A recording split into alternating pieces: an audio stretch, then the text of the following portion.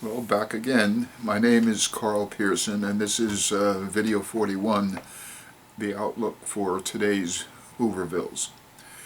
I was born during the Great Depression, but was fortunate to live in a nice neighborhood, in a nice house, and later went to a good school, and did so for years K through 2.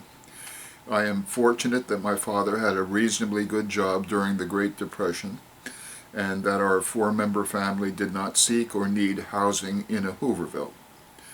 But now that Hoovervilles are returning to the United States and are actually thriving in California, I want to learn more about Hoovervilles to see for myself and viewers what can be done for the homeless in light of present-day politics and policies. I turn to Wikipedia, which states, there were hundreds of Hoovervilles across the country during the 1930s, and hundreds of thousands of people lived in these slums. Talking about Hoovervilles, one of my favorite movies, My Man Godfrey, opens with the scenes in a recreated Hooverville built in the New York City garbage dump that later became the site of the United Nations, and I lived one block away from there at one time.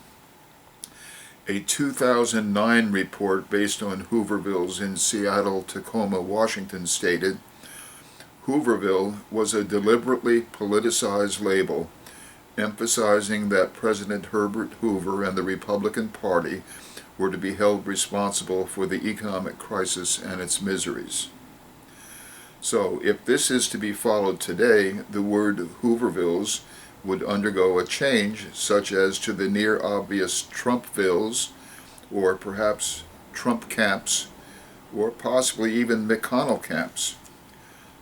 California today has 53%, that is more than 150,000 of the nation's homeless.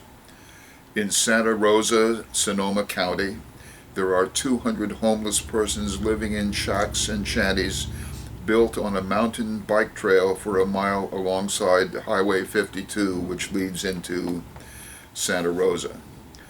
One of the elderly bike trail residents states, people need to open up their eyes and realize that they could end up like this. A lot of people are on one paycheck away, and please show some humanity to us. For a long time there were jobs and employment for many, but the cost of housing often takes 40 to 50% of the income, and when the job is lost, the family uses up its average cash reserve of about $400 in several days and faces homelessness and a Hooverville from which there may be no escape. Some of the hazards of Hoovervilles are rats, COVID-19 infection, freezing from lack of blankets and clothing, lack of food, instability of neighbors, lack of sanitary facilities, lack of computer, internet access and email, no money to buy telephone service. There's also problems with garbage, vermin, drug use, and thieves, troublemakers, and other predators, both human and otherwise.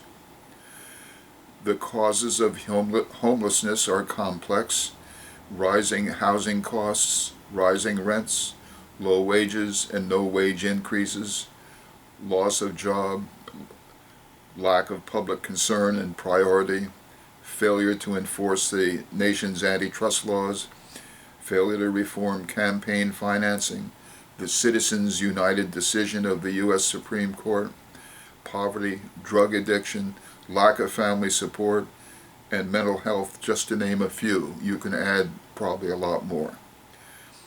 The federal Ninth Circuit ruled that homeless people have a constitutional right to camp on public property if local government can't provide enough shelter beds and services. That's an interesting decision. As the homeless are suffering, the market keeps going up and the rich keep getting richer. The solution, at least to me, is obvious, which is to provide sufficient income, such as a guaranteed annual wage, or at the other end, of the solution spectrum to provide adequate housing and services.